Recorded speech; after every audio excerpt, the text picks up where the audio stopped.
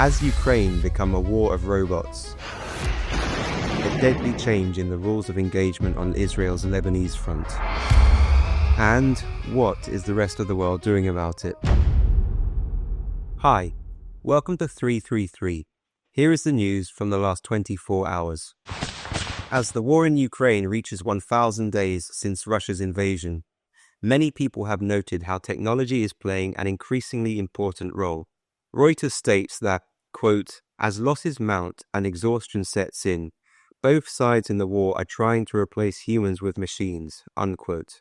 Ukraine and Russia will make around 1.5 million drones this year, designed for a whole variety of military uses, leading to some commentators talking about the descent of the conflict into a war of robots. However, alongside this, Joe Biden has finally given the go-ahead for Ukraine to use American AT-ACMS missiles directly on the Kursk region of western Russia.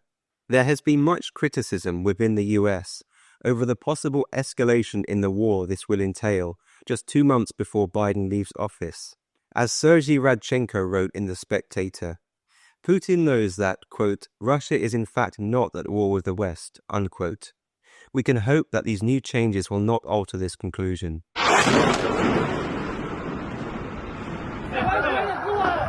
The battle along the Israel-Lebanon border continues, with Hezbollah claiming to have killed 5 Israeli soldiers and wounded 30 at the town of Chama in southern Lebanon, while an Israeli strike on the offices of the Ba'ath party in central Beirut killed the Hezbollah media chief, Mohammed Afif. This was, in fact, one of 2 unannounced airstrikes yesterday, which also resulted in several civilian deaths.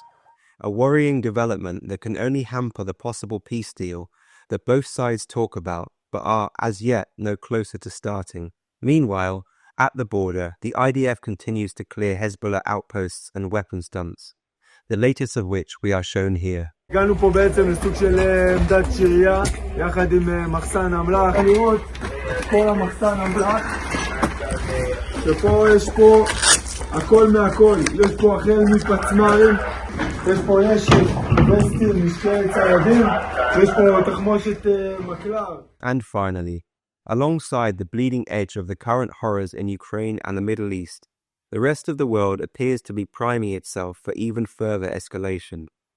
Biden met with Korean and Japanese leaders on Friday, alongside military training exercises in the seas between Korea, Japan, and China. And US Air Force B-52H bombers conducted a flight over the Baltic Sea, with related exercises in communication with Latvia, Estonia, and Lithuania. Finally, the Pope himself weighed in with calls for a probe into potential genocide in Gaza. This, according to excerpts from a new book based on interviews with him. The Holy Land once again becoming the central focus for both Muslim, Christian, and Jew. Thanks a lot for watching. At 333, we always try to offer an unbiased presentation of the news. Let us know how we're doing and leave your thoughts and comments below. See you tomorrow.